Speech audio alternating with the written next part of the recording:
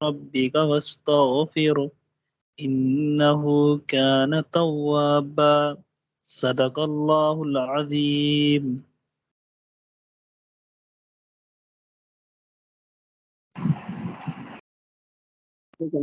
जी एमन आप नात स्टार्ट करें।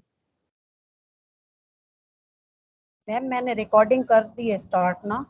जी जी मैंने देख लिया। अस्सलाम वालेकुम। जी मैंने देख लिया है।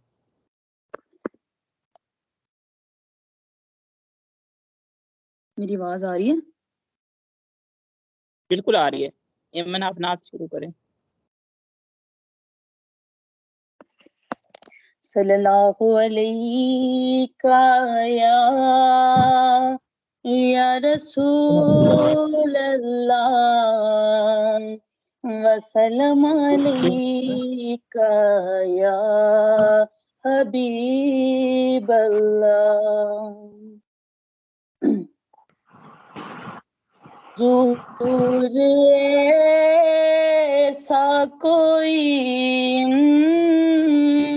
इंतज़ाम हो जाए, हुज़ूर ऐसा कोई इंतज़ाम हो जाए, सलाम के लिए हाजिर गुलाम हो जाए, हुजूर ऐसा कोई इंतज़ाम हो जाए, नसीब वालों में मेरा भी नाम हो जाए, मैं सिर्फ देख लूं एक बार सुबह तैबा को, मैं सिर्फ देख लूं एक बार सुबह तैबा को, नजर से चूम लूं एक बार सब्ज गुंबद को, भला से फिर मेरी जिंदगी में शाम हो जाए, भला से फिर मेरी दुनिया तमाम हो जाए, तजल्लियात से भर लूं मैं अपना कासे जान, तजल्लियात से भर लूं मैं अपना कासे जान, कभी जुम की गली में कयाम हो जाए, तेरे गुलामों में मेरा भी नाम हो जाए, हुजूर आप जो चाहें तो कुछ नहीं मुश्किल, हुजूर आप जो चाहें तो कुछ नहीं मुश्किल, सिमट के फासिला ये चंद गाम हो जाए, हुजूर आप जो सुन ले तो बात बन जाए, हुजूर आप जो सुन ले तो बात बन जाए। हुजूर आप जो कह दें तो काम हो जाए।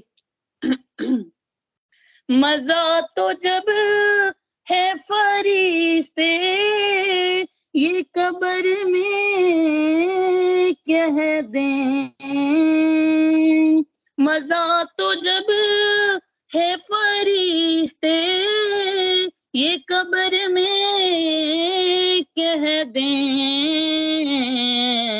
सभी मिदाहते खैरुल अनाम हो जाए। हुजूर ऐसा कोई इंतजाम हो जाए।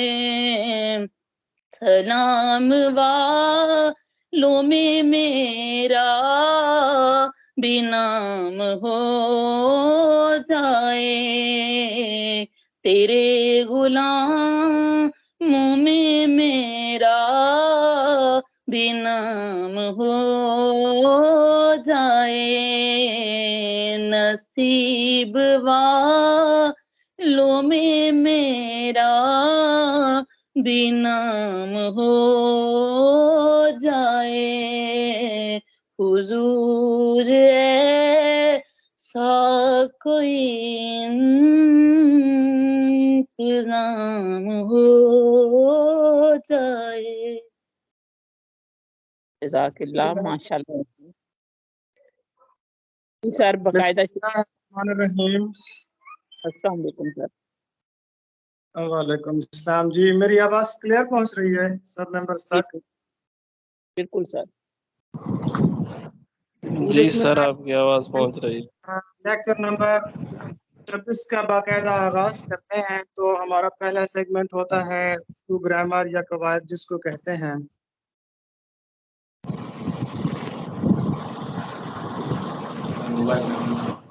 हम इसमें की अक़साम पढ़ रहे थे।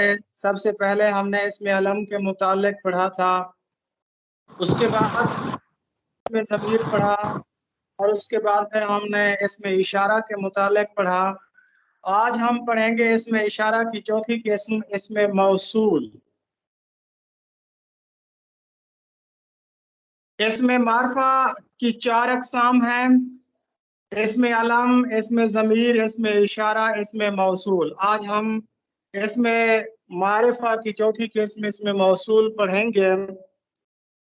मौसूल अरबी जुबान का लफ्ज है। इसका मतलब होता है वस्ल किया गया, यानी मिलाया हुआ। इसमें मौसूल, इसमें मारफा की एक ऐसी किस्म है कि जिसके साथ अगर कोई दूसरा जुमला ना मिलाया जाए तो वो अपने मानी पूरे नहीं देता।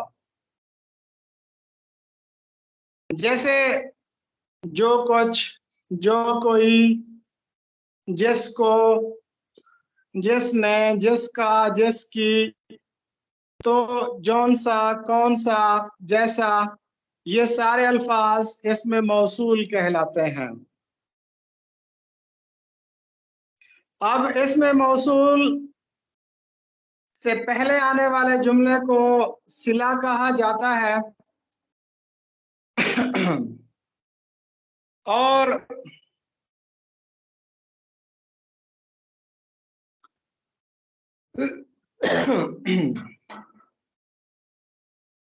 दूसरा जो जुमला होता है उसको हम हासिल सिला कहते हैं।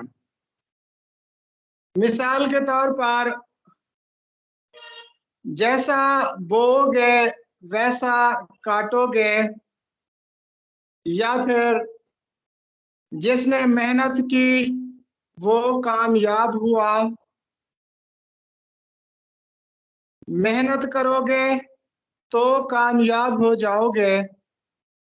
इस तरह के जो जुमले हैं इनमें जो लफ्ज तो इस्तेमाल हो रहा है, जो इस्तेमाल हो रहा है, जैसा इस्तेमाल हो रहा है, इनको इसमें मौसूल कहते हैं।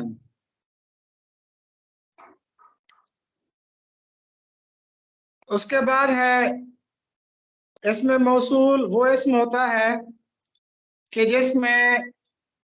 जिससे बनने वाले नामुकम्मल जुमले के साथ जब तक कोई दूसरा जुमला ना मिलाया जाए तो वो अपना मफहूम वाज़े नहीं देता। जो करोगे, जैसा करोगे वैसा भरोगे। अब ये जो लफ्ज वैसा है ना, ये दो जुमलों को आपस में मिला रहा है। तो जैसा बोओगे वैसा काटोगे, तो ये जो लफ्ज वैसा है ये इसमें मौसूल है। तो इसमें मौसूल दो जुमलों को आपस में मिलाता है। पहले जुमले को सिला कहा जाता है और दूसरे जुमले को हासिल सिला कहा जाता है। इसको जवाब सिला भी कहते हैं। उसके बाद नेक्स्ट हमारे इस्तिलाहात हैं।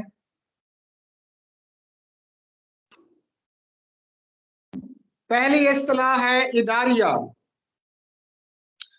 इदारिया किसे कहते हैं? जिसको अंग्रेजी में एडिटोरियल कहा जाता है। ये बुनियादी तौर पर सहाफत की इस्तिलाह है। इसको उर्दू में इदारिया कहा जाता है, इदारिया नवीसी या इदारिया। इदारिया के लुग़वी मानी होते हैं मुदीर का या मुदीर की तरह का, लेकिन इस्तिलाह में इदारिया उस तहरीर को कहते हैं जो मुदीर या मालिक अखबार या अखबार की पॉलिसी और सोच की अक्कास होती है। इदारिया दरअसल एक तहरीर को कहते हैं जो अखबार की पॉलिसी, मुदीर की सोच या मालिक अखबार की सोच की अक्कास होती है। इदारिया आमतौर पर किसी करंट इशू पर लिखा जाता है। किसी अहम कौमी मसले पर जो तहरीर होती है उसको हम इदारिया कहते हैं। आमतौर पर अखबार के नाम की जो तख्ती होती है उसके नीचे इदारिया लिखा जाता है। इदारिया, इसको अंग्रेजी में लीडिंग आर्टिकल भी कहते हैं। उर्दू में इसको इदारती नोट भी कहा जाता है, शज़रात भी कहा जाता है, मकाला इफ्तिताहिया भी कहा जाता है।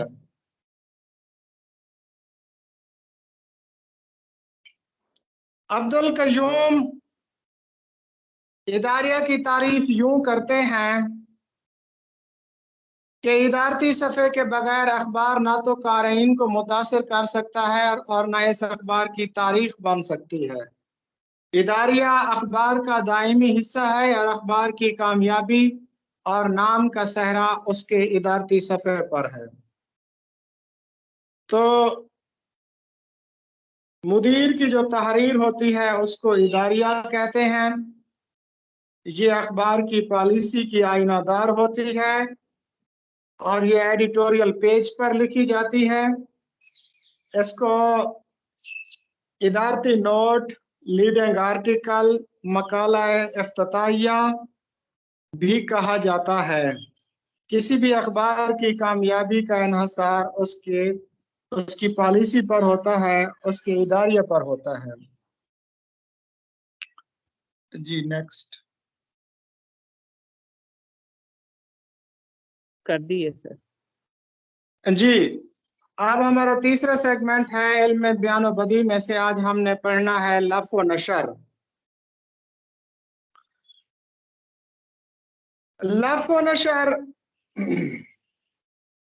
लफ के मानी होते हैं लपेटना और नशर के मानी होते हैं फैलाना। वो सनत कि जिसमें पहले चंद चीजों का जिक्र किया जाता है, फिर उनकी मुनासिबात के तायुन से, बल्कि बिला तायुन उनकी जो मुनासिबात होती हैं उनका जिक्र किया जाता है। तो ऐसी सनत के जिसमें पहले चंद चीजों का जिक्र किया जाए और फिर दूसरे मिसरे में उन्हीं चीजों की वजाहत की जाए, इसको कहते हैं लफ़ व नशर। लफ़ व नशर अरबी जुबान का लफ्ज है। लफ़ व नशर में भी मुनासिबात होती हैं और मुराद व नज़ीर में भी मुनासिबात होती हैं, लेकिन मुराद व नज़ीर में मुनासिबात में जो ताल्लुक होता है वो तज़ाद का नहीं होता, जबकि आम तौर पर लफ़्ज़ नशर में जो ताल्लुक होता है वो तज़ाद का होता है।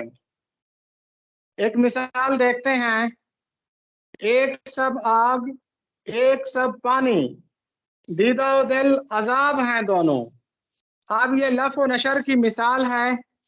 पहले मिसरे में एक सब आग एक सब पानी कहा जा रहा है कि दूसरे मिसरे में फिर उसकी वजाहत की जा रही है कि आग क्या चीज है और पानी क्या चीज है। पहले मिसरे में लफ्ज है और दूसरे मिसरे में नशर है। एक सब आग यानी अब दिल जो है, दिल के अंदर वो जलन और सोजिश होती है, उसको आग कहा गया है। एक सब आग एक सब पानी, अब आंख के अंदर जो आंसू होते हैं उनको पानी कहा गया है। तो इनकी वजाहत आगे की गई है। एक सब आग एक सब पानी, दीदा और दिल अजाब हैं दोनों। अब पहले आग का जिक्र किया गया है, लेकिन दूसरे मिसरे में पहले दीदा का जिक्र किया गया है। दीदे का ताल्लुक तो आंख से होता है, इसमें तरतीब नहीं है, तो लिहाजा यह लफ़ व नशर गैर मुरतब होगा। उसकी आगे किस्म पढ़ते हैं। इसी तरह इकबाल का एक शेर है, तेरे आजाद बंदों की न ये दुनिया न वो दुनिया। अब ये शेर का पहला हिस्सा है। इसकी आगे फिर वजाहत भी करनी है कि आजाद बंदों की ये दुनिया और वो दुनिया क्यों नहीं है। पहले हिस्से में जो मानी है वो लिपटे हुए हैं, दूसरे मिसरे में शायर उसके मानी खोल कर बयान कर रहा है। यहाँ मरने की पाबंदी वहाँ जीने की पाबंदी, कि जो आजाद लोग हैं तो उनके लिए यहाँ भी मुश्किल है वहाँ भी मुश्किल है, क्योंकि यहाँ जीने मरने की पाबंदी है, वहाँ जीने की पाबंदी है। तो पहले मिसरे में लफ़ है और दूसरे मिसरे में नशर है। लफ़ व नशर की आम तौर पर तीन किस्में होती हैं। एक होता है लफ़ व नशर मुरतब, जिसमें मुनासिबात तरतीब से आए। दूसरा होता है लफ़ व नशर गैर मुरतब, जिसमें मुनासिबात में जो ताल्लुक है या तजाद का जो ताल्लुक है उसमें तरतीब नहीं होती। और तीसरा है लफ़ व नशर माकूस। लफ़ व नशर माकूस ये तीसरी किस्म है।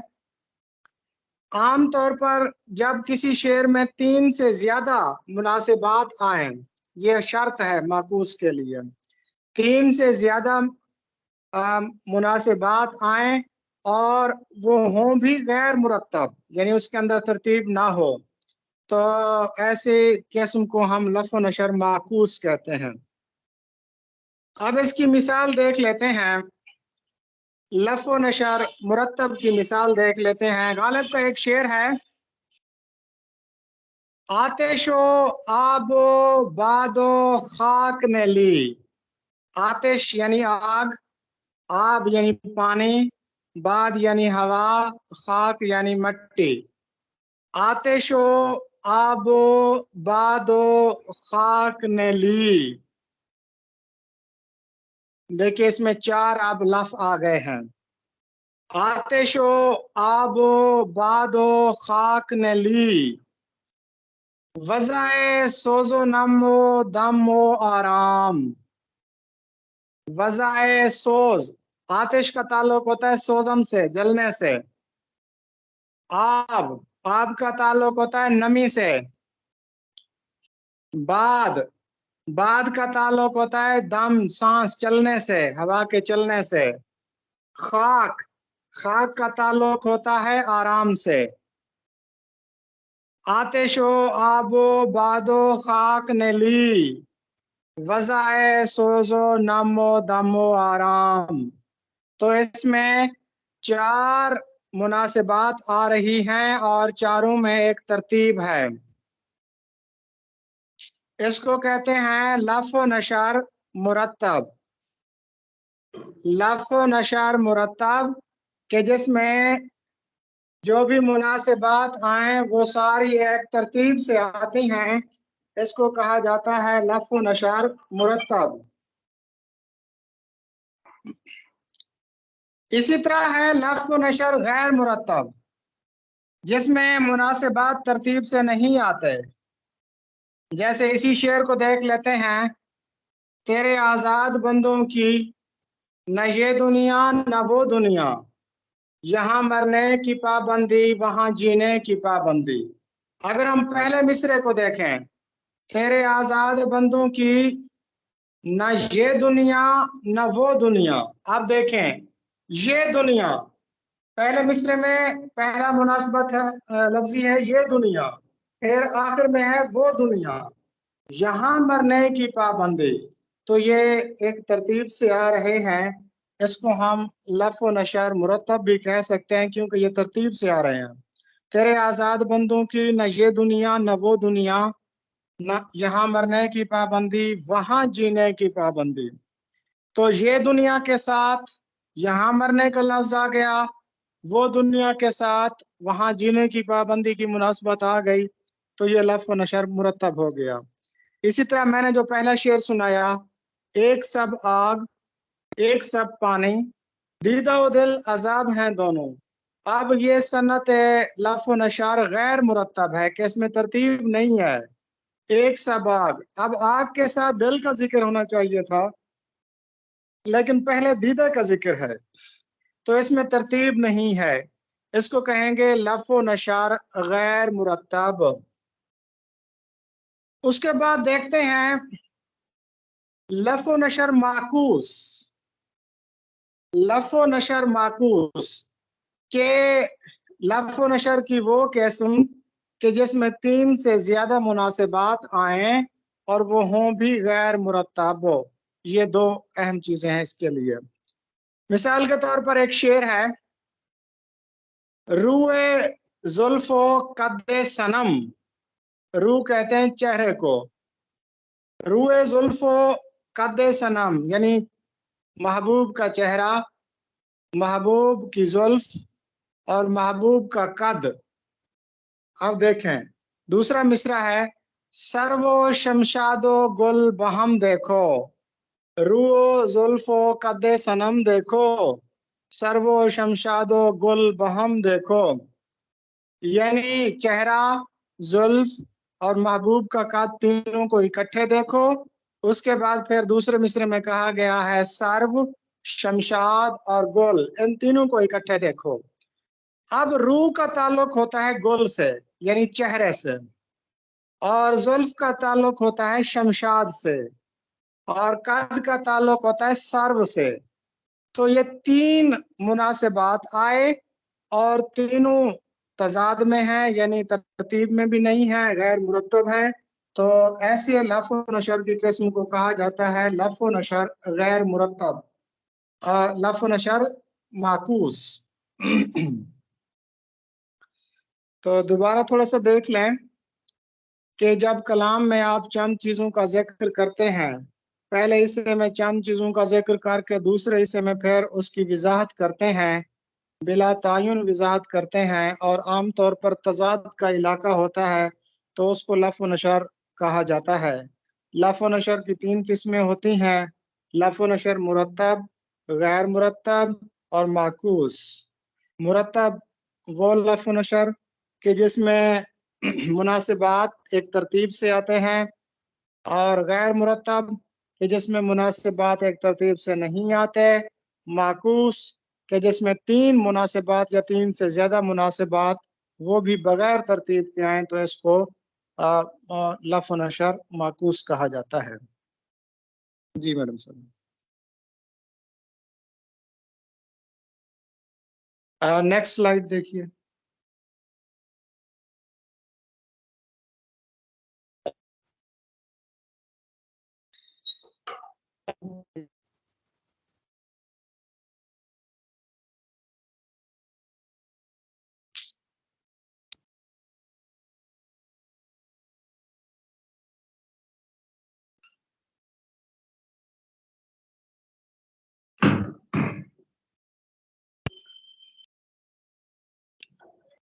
जी मैडम साहब, मेरी आवाज आप तक पहुंच रही है?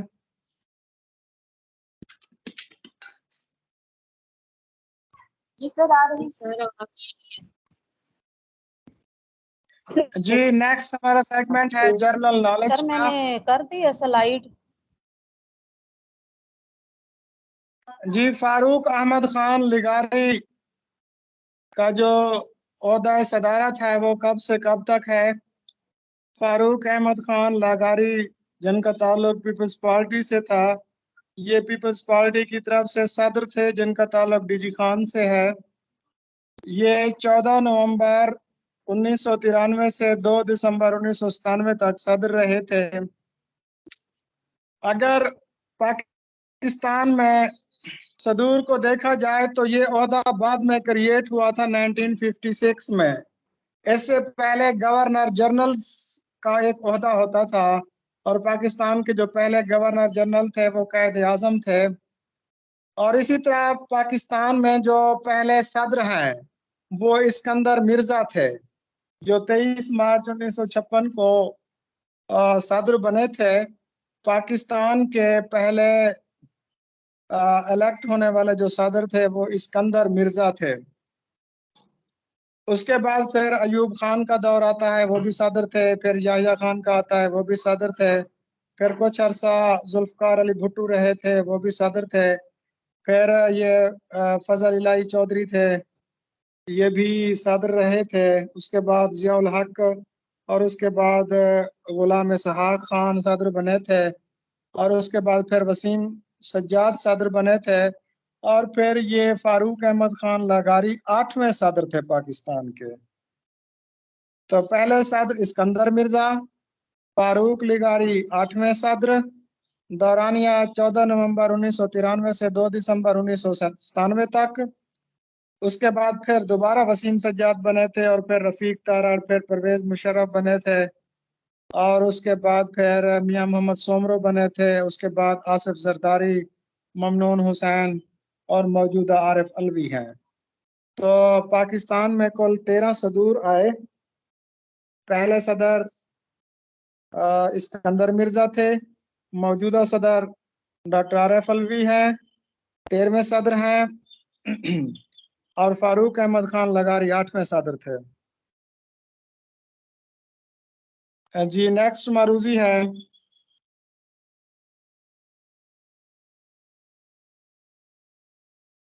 फीफा वर्ल्ड कप 2023 जो अभी शुरू होने वाला है, मेरे ख्याल में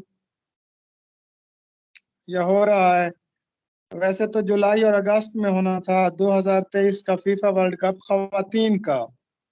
ये खवातीन का जो फुटबॉल वर्ल्ड कप है, इसका आगाज अगर तारीख देखी जाए तो 1991 में खवातीन का पहला वर्ल्ड कप खेला गया। और उसके बाद फिर ये नवा वर्ल्ड कप है जो 2023 में खेला जा रहा है, और ये ऑस्ट्रेलिया और न्यूजीलैंड में खेला जाएगा। पहला खवातीन का जो पहला फुटबॉल का वर्ल्ड कप था वो अमेरिका ने जीता था। और उसके बाद फिर 2019 का जो वर्ल्ड कप था खवातीन का, वो भी अमेरिका ने जीता था। सबसे ज्यादा गलबन अमेरिका ने जीता है। और उससे पहले 2015 का भी अमेरिका ने जीता था। और इन दिनों जुलाई और अगस्त में जो होने वाला है फीफा वर्ल्ड कप खवातीन का 2023 का, वो 2 ममालिक में होगा, ऑस्ट्रेलिया और न्यूजीलैंड में। तो सर ये 20 जुलाई से शुरू है, हो रहा है ये। जी 20 जुलाई से शुरू है, बिल्कुल जी। जुलाई और अगस्त में होना है। और ये नवा वर्ल्ड कप है खवातीन का, फुटबॉल का ये नवा वर्ल्ड कप है जो कि ऑस्ट्रेलिया और न्यूजीलैंड में जारी है। और ये हर 4 साल के बाद होता है। पहला इनका जो वर्ल्ड कप था वो 1991 में हुआ था। उसके बाद नेक्स्ट मारूजी है कि जमीन को दो हिस्सों में तकसीम किया जाता है। एक को कहा जाता है शुमाली निस्फ कुरा और दूसरे को कहा जाता है जनूबी निस्फ कुरा। तो जमीन का जो सेंटर है वो खत इस्तवा कहलाता है और उसके एक तरफ शुमाल की तरफ शुमाली निस्फ कुरा है और जनूब की तरफ जनूबी निस्फ कुरा है। जब शुमाली निस्फ कुरा में तेजी से हवा चलती है तो उस हवा का रुख क्या होता है, क्लॉकवाइज होती है या एंटी क्लॉकवाइज होती है। तो शुमाली निस्फ कुरा में ये पाकिस्तान भी शुमाली निस्फ कुरा में मौजूद है। तो जब यहाँ तेज हवा चलती है तो ये क्लॉकवाइज चलती है, जैसे वो घड़ी की सुई चलती है ना जिस एंगल से। जमीन एंटी क्लॉकवाइज घूम रही है लेकिन शुमाली निस्फ कुरा में जब तेजी से हवा चलती है तो वो क्लॉकवाइज चलती है। जी नेक्स्ट स्लाइड कीजिए।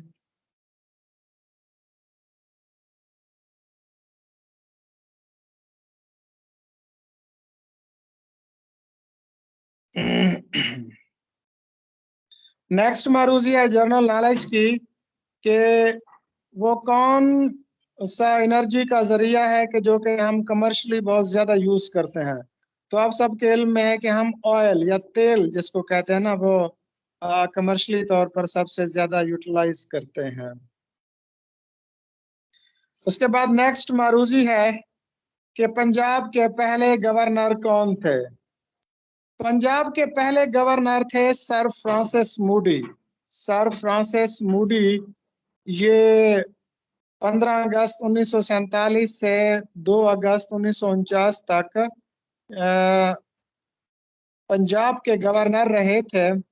उसके बाद फिर 2 अगस्त 1949 को सरदार अब्दुल रब निश्तर गवर्नर बनाए गए थे, जिनके नाम पर ये निश्तर अस्पताल भी है। तो पंजाब के पहले गवर्नर सर फ्रांसिस मूडी थे जो 15 अगस्त 1947 से 2 अगस्त 1949 तक रहे थे। उसके बाद फिर सरदार अब्दुल रब निश्तर आए थे और उसके बाद कुल तकरीबन 46 गवर्नर आ चुके हैं पंजाब के। पंजाब के कुल 46 गवर्नर आ चुके हैं। पहला गवर्नर सर फ्रांसिस मूडी था और मौजूदा गवर्नर जो है वो बलीगुर रहमान है। बलीगुर रहमान पंजाब के मौजूदा गवर्नर हैं। 30 मई 2022 को ये इन्होंने अपना ओहदा संभाला था। तो पंजाब के पहले गवर्नर सर फ्रांसिस मूडी, कुल 46 गवर्नर और मौजूदा गवर्नर बलीगुर रहमान। नेक्स्ट मारूजी है Who was the first Muslim? क्या है ये? Sir, first Muslim musician in subcontinent. हाँ जी, हिंदुस्तान में सबसे पहला मुसलमान मौसीकार कौन थे? ये गालबन अमीर खुसरो थे। जी जी, अमीर खुसरो थे। तो ये मौसीकार भी थे, तबीब भी थे, शायर भी थे, अदीब भी थे और जंगजू भी थे। तो अमीर खुसरो पहले मौसीकार थे। ये जो कवाली है ये कवाली भी इन्हीं से ही जुड़ी हुई है कि ये कवाली के भी बानी हैं। उसके बाद जो तबला और सितार है, सितार के बारे में भी कहा जाता है इसके मुजिद भी अमीर खुसरो हैं और कवाली के मुजिद भी अमीर खुसरो हैं। कै मुकरनी के मुजिद भी अमीर खुसरो हैं। रेख्ता के मुजिद भी अमीर खुसरो हैं। उसके बाद पहेलियों के मुजिद भी अमीर खुसरो हैं। तो और हिंदुस्तान में ये पहले मौसीकार भी हैं। जी नेक्स्ट मारूजी क्या है? Who was the first commander in chief of Pakistan Army? Pakistan army का जो पहला चीफ था वो कौन था? ये गालबन फ्रैंक मैसरी थे। उसके बाद तो फिर जनरल टिक्का खां बने थे ना 1972 में। पहले ये ओहदा अंग्रेजों के पास था। जनरल फ्रैंक मैसरी पहले आर्मी चीफ थे पाकिस्तान के। उसके बाद जनरल टिक्का खां आए, फिर जियाउल हक आए, फिर असलम बेग आए, फिर आसिफ नवाज जंजुआ साहब आए। उसके बाद अब्दुल वहीद काकड़ आए, परवेज कियानी आए, रहील शरीफ, कमर जावेद बाजवा, और 11वें नंबर पर हैं मौजूदा जो आर्मी चीफ हैं आसिम मुनीर। तो कुल 11 आर्मी चीफ हुए जो मुस्लिम थे, लेकिन पहला जो आर्मी चीफ था वो नॉन मुस्लिम था, जनरल फ्रैंक मैसरी। जी नेक्स्ट के कौन सी है?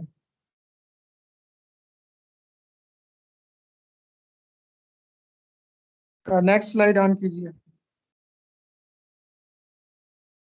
ये जो मारूजियाँ अंग्रेजी में दी हुई थी उसका ये उर्दू तर्जुमा है, ये आप पढ़ लीजिएगा। नेक्स्ट कीजिए।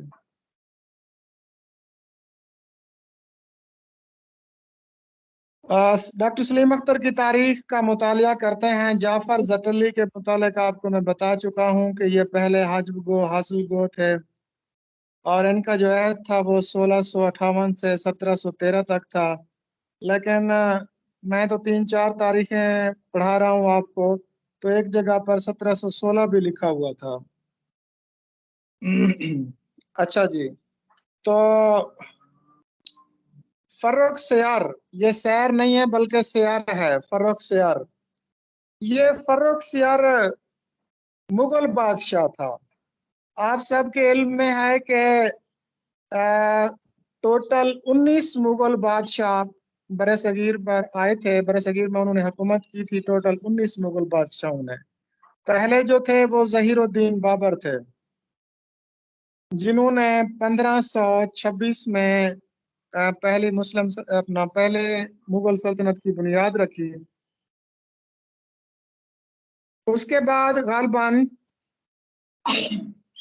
332 साल तक मुगल खानदान ने बरसगीर पर हुकूमत की थी, जिनमें से कुल 19 मुगल बादशाह आए थे। और ये जो फर्रुख सियार थे ये गालबन 11वें मुगल बादशाह थे। इनका असल नाम था शहजादा मोइनुद्दीन। शहजादा मोइनुद्दीन इनका नाम था। और जब शाह आलम अव्वल, एक तो शाह आलम सानी थे ना, लेकिन शाह आलम अव्वल 1712 में जब उनका इंतकाल हुआ तो मुगल शहजादों में हुकूमत छीनने के लिए एक जंग शुरू हो गई। तो इस जंग में शहजादा मोइजुद्दीन जहांदार शाह, जिसका नाम था, यानी 1712 में शाह आलम अव्वल की वफात के बाद शहजादों में तख्त के हुसूल के लिए एक जंग शुरू हो गई। और इस जंग में शहजादा मुइजुद्दीन, ये गालबन शाहजहां का बेटा ना हो, तो उन्होंने अपना हुकूमत बना ली। तो अब इस शहजादा मुइजुद्दीन ने क्या किया? इस शहजादा मुइजुद्दीन ने चुन चुन कर अपने मुगल रिश्तेदारों से बदले लेना शुरू कर दिया। अब काफी शहजादे इसने जहांदार शाह ने मौत के घाट उतार दिए थे। ये 1713 की बात है कि जब उसने अपनी फौज को हुक्म दिया कि बंगाल की तरफ चलो, और बंगाल में उस वक्त फर्रुख सियार मौजूद था। फर्रुख सियार अपनी वालदा और अपनी बहनों के साथ मौजूद था, और उन सबको पता था कि हमारा अल्टीमेट जो हमारे साथ उसने जो हश्र करना है वो यही है कि हमें मौत की सजा देगा, जहांदार शाह। अब फर्रुख सियार ने क्या किया? फर्रुख सियार ने एक सैयद बिरादरान थे, सैयद बिरादरान वो हुकूमत में थे, उनसे फर्रुख सियार ने मदद ली थी। फर्रुखसियार ने सैयद बिरादरान की मदद से 1713 में उसी जहांदार शाह को शिकस्त दे दी और शिकस्त देकर खुद बादशाह बन गया। गालबन ये 6 साल तक बादशाह बना था, 1719 तक। फिर कहते हैं कि सैयद बिरादरान ने इसको भी बड़ी जिल्लत की मौत मारा था, फर्रुखसियार को। तो यूं फर्रुखसियार का खात्मा हो गया था। तो फर्रुखसियार का की जो हुकूमत है वो इन्हीं सैयद बिरादरान या खानदान सादात ने उल्टी थी। उसका जो तख्ता था वो फर्रुखसियार का तख्ता सैयद खानदान ने उल्टा था और इसको मौत के घाट उतार दिया था। उसके बाद है मारूजी मिर्जा अब्दुल कादिर बेदल। मिर्जा अब्दुल कादिर बेदल कहते हैं कि गालिब कहते थे, तर्ज बेदल में रेख्ता लिखना, असदुल्ला खां कयामत है। और मिर्जा असदुल्ला खां गालिब हिंदुस्तान में 2 लोगों की फारसी के कायल थे, एक अमीर खुसरो और एक मिर्जा अब्दुल कादिर। ये जो मिर्जा अब्दुल कादिर बेदल थे, इनके मुतालिक इकबाल ने कहा था कि दुनिया में 4 लोग ऐसे हैं कि जिनके तिलिस्म में कोई शख्स गिरफ्तार हो गया तो वो नहीं निकल सकता। एक इब्न अरबी, दूसरे शंकराचार्य, तीसरा हेगल और चौथा मिर्जा अब्दुल कादिर बेदल। इकबाल कहते हैं कि इन 4 के शहर में अगर कोई गिरफ्तार हो गया तो वो रिहाई नहीं पा सकता। ये 1644 को पैदा हुए थे अजीमाबाद में और 1720 को इनका इंतकाल दिल्ली में हुआ था गालबन। हाँ जी। और ये मिर्जा असदुल्ला खां के मानवी उस्ताद भी थे। इन्होंने हमेशा फारसी में शायरी की और कहते हैं कि एक मुगल शहजादा था मोहम्मद आजम। ये मोहम्मद आजम औरंगजेब आलमगीर का बेटा था, मुगल शहजादा था। तो मिर्जा अब्दुल कादिर उसके दरबार से वाबस्ता हो गए थे। तो एक दिन शहजादा मोहम्मद आजम की ख्वाहिश हुई कि मैं मिर्जा अब्दुल कादिर को इनाम और इकराम से नवाजूं। तो उसने मिर्जा अब्दुल कादिर बेदल से कहा कि आप कोई कसीदा लिखें मेरे लिए। तो उसने कहा कि मैं इस्तीफा देना पसंद करता हूँ, कसीदा लिखना पसंद नहीं करता। तो इन्होंने किसी भी बादशाह का कसीदा नहीं लिखा था। हाँ, एक मरसिया लिखा था और वो भी शाहजहां का लिखा था।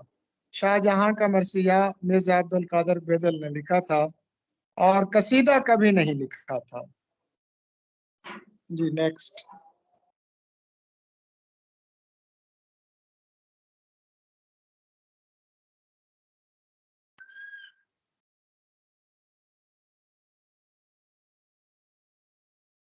सर जी कर दी है।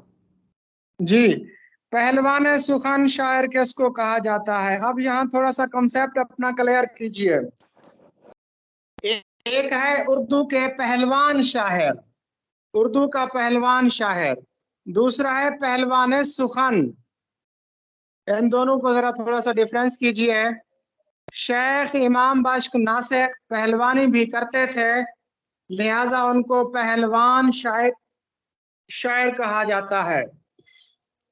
उर्दू का पहलवान शायर शेख इमाम बख्श नासिर और पहलवान सुखन ये कहा जाता है मिर्जा मोहम्मद रफी सौदा को।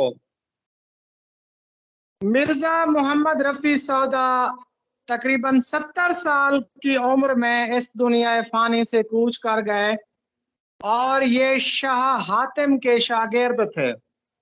जब शाह हातिम को मिर्जा मोहम्मद रफी सौदा के इंतकाल की खबर मिली तो वो बहुत ज्यादा रोए थे और उस वक्त उन्होंने एक जुमला कहा था, अफसोस हमारा पहलवान सुखन मर गया। तो ये जो कौल है ये शाह हातिम से मंसूब है और इस कौल का जिक्र आब हयात में मौलाना मोहम्मद हुसैन आज़ाद ने किया है। तो पहलवान शायर नासिख, पहलवान सुखन सौदा। और सौदा के बारे में हम पढ़ चुके हैं कि इन्होंने मरसिए भी लिखे थे और कसायद भी लिखे थे। गलबन 43 कसायद लिखे थे, 10 और कसायद भी इनके सुन रहे हैं कि वो जो गैर मतबूआ थे वो भी अब दरियाफ्त हो चुके हैं। कहा जाता है कि 43 इनके कसायद थे और 91 इनके मरसिए थे। उसके बाद है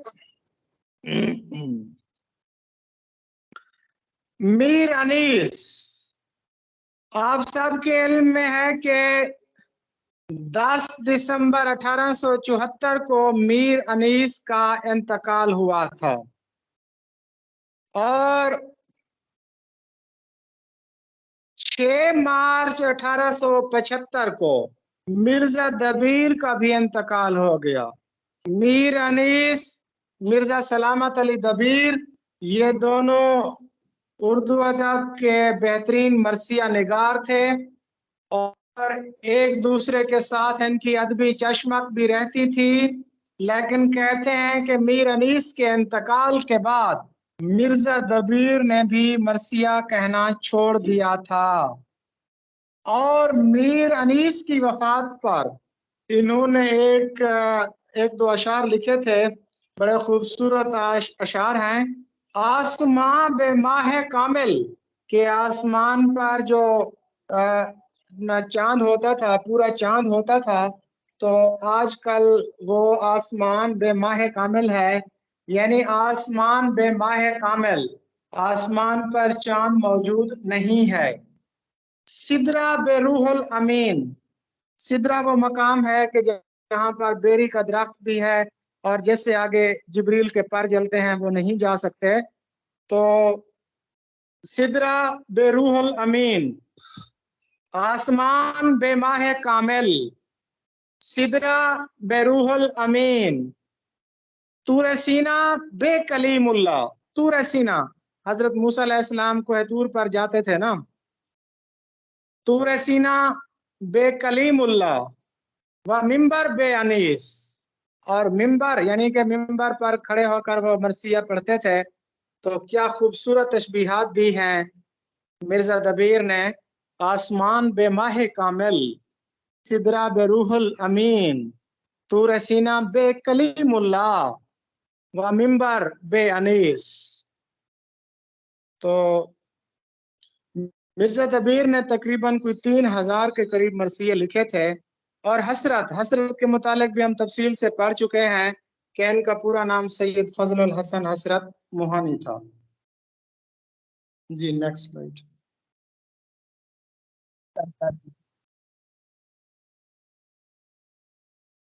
नुस्खा हाय वफा, ये आप सबके इल्म में है कि फैज अहमद फैज के जो 8 शेरी मजमुए हैं उनका ये मजमुआ है। फैज अहमद फैज का ये कुलियात है। इससे पहले उनका कुलियात शाये हुआ था लंदन से, सारे सुखन हमारे, सारे सुखन हमारे। फिर गालबन 1984 में ये लाहौर से कारवान वालों ने इसको शाये किया था।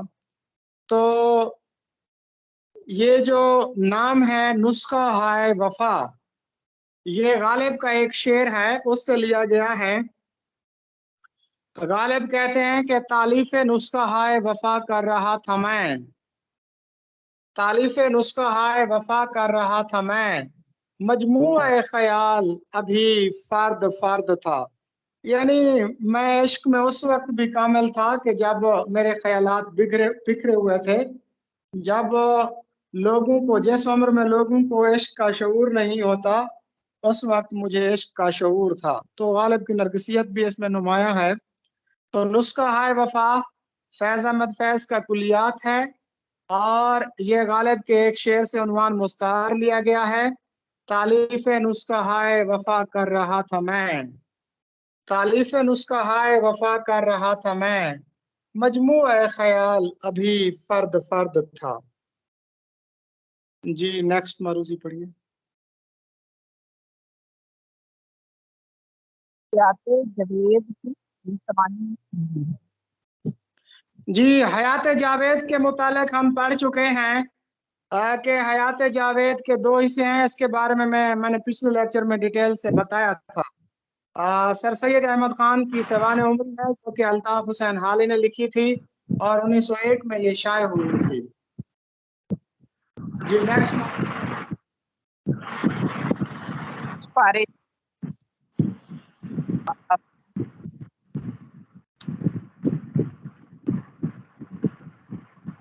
जी मिस मेमोना साहब आप जरा रीड कर दीजिए। मेरे ख्याल में मैम के हाँ सिग्नल्स का प्रॉब्लम है, उनकी आवाज सही नहीं आ रही शायद। जी सर, आतिश पारे किस अफसाना निगार का अवलीन अफसानवी मजमुआ है? जी आमतौर पर पेपर में पहला अफसानवी मजमुआ लाजमी पूछा जाता है, तो आतिश पारे पहला अफसानवी मजमुआ है सादत हसन मंटू का।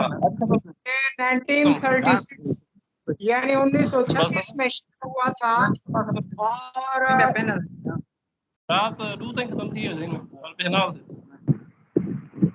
आमतौर पर इसके दिबाचे के मुतालिक पूछा जाता है। इंटरव्यू में इसके दिबाचे के मुतालिक पूछा जाता है। इसका दिबाचा मुख्तसर सा है, 2 लाइंस का है। आतिश पारे का दिबाचा अपना सादत हसन मंटू ने खुद लिखा। वो कहते हैं कि ये अफसाने दबी हुई चिंगारियां हैं, इनको शोलों में तब्दील करना पढ़ने वालों का काम है। अमृतसर से ये लिखा था उन्होंने 5 जनवरी 1936 में। तो ये अफसाने दबी हुई चिंगारियां हैं।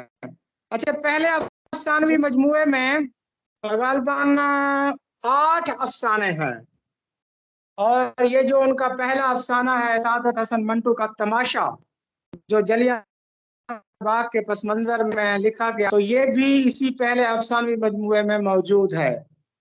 तो अगर इनके मजमुए को देखा जाए तो खूनी थूक इनका पहला अफसानवी मजमुआ अपना अफसाना था। इनकलाब पसंद, मुज्जी, आया साहब, माहीगीर, तमाशा, ताकत का इम्तिहान, दीवाना शायर और तो आमतौर पर ये तमाशा और दीवाना शायर ये आमतौर पर पूछा जाता है कि ये अफसाने किसके हैं। ये सादत हसन मंटू के हैं और उनके किस मजमुए में मौजूद हैं। उनके अवलीन अफसानवी मजमुए आतिश पारे में मौजूद हैं। आतिश पारे में कुल कितने अफसाने हैं? 8 अफसाने हैं। ये आतिश पारा कब शाये हुआ था? 1936 में शाये हुआ था। इसका दिबाचा सुनाइए। इसका दिबाचा है कि ये अफसाने दबी हुई चिंगारियां हैं, इनको शोलों में तब्दील करना पढ़ने वालों का काम है। जी मैडम साहब नेक्स्ट। कमाल अस्त है सर। जी पंजाब में उर्दू के मुसन्निफ कौन हैं? जी पंजाब में उर्दू के मुसन्निफ ये तो आप सबके इल्म में है कि हाफिज महमूद शिरानी ने एक नजरिया पेश किया था कि उर्दू पंजाब में पैदा हुई है। ये 1928 में 1928 में उन्होंने ये किताब पेश की और ये नजरिया पेश किया। इससे पहले 1923 में नसीरुद्दीन हाशमी दक्कन में उर्दू का नजरिया पेश कर चुके थे। और आमतौर पर इसका ये पूछा जाता है कि इसके दिबाचे का नाम क्या है। पंजाब में उर्दू के दिबाचे का नाम है अर्ज़े हाल। जी नेक्स्ट। सोज़े वतन किसके अफसानों का मजमुआ है? ये पिछले लेक्चर में कंप्लीट हो चुका है। ये प्रेमचंद का पहला अफसानवी मजमुआ था जिसमें 5 अफसाने शामिल थे और इसे अंग्रेजों ने जब्त कर लिया था। इसकी कापियां जला दी थी। दस्ते तहे संग किसका मजमुआ कलाम है? जी ये भी आप सबके इल्म में है कि ये फैज अहमद फैज के 8 शेरी मजमुए हैं। तो दस्ते तह संग ये उनका फैज अहमद फैज का शेरी मजमुआ है। उर्दू की आखिरी किताब के मुसन्निफ कौन हैं? ये उर्दू की पहली किताब लिखी थी मौलाना मोहम्मद हुसैन आजाद ने। ये उसकी पैरोडी है। उर्दू की आखिरी किताब ये बुनियादी तौर पर इब्न इंशा ने सिलेबस के लिए लिखी थी। तो ये दरअसल उर्दू की पहली किताब की पैरोडी है जो कि इब्न इंशा ने लिखी है। कुलियात यगाना को किसने तरतीब दिया है? जबरदस्त, ये गाना को जरूर पढ़िएगा, बेहतरीन शायर हैं, लेकिन गालिब शिकनी ने इनको जो है ना इनकी इनकी सलाहियत और काबिलियत को गहना दिया था। खुदी का नशा चढ़ा आप में रहा न गया, खुदा बने थे यगाना मगर बना न गया। तो कुलियात यगाना के जो मुरत्तब हैं वो हैं मुशफिक ख्वाजा। जहान next। दानिश का ताल्लुक किस सिन्फ़े नस्र से है? जहान दानिश ये आप सबके इल्म में है, शायर मजदूर एहसान दानिश की आप बीती है। गुलाम अब्बास का नॉवलेट कौन सा है? आनंदी, जाड़े की चांदनी, कनरस, गूंदनी वाला तकिया। जी, गूंदने वाला तकिया उनका ये नॉवेल्ट है।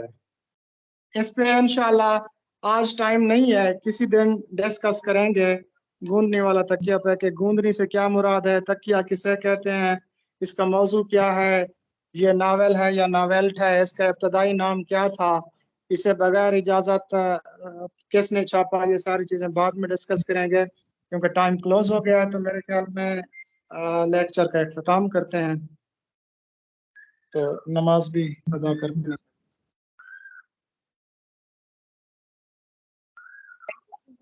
अल्लाह हाफिज़ सर। जी, अल्लाह हाफिज।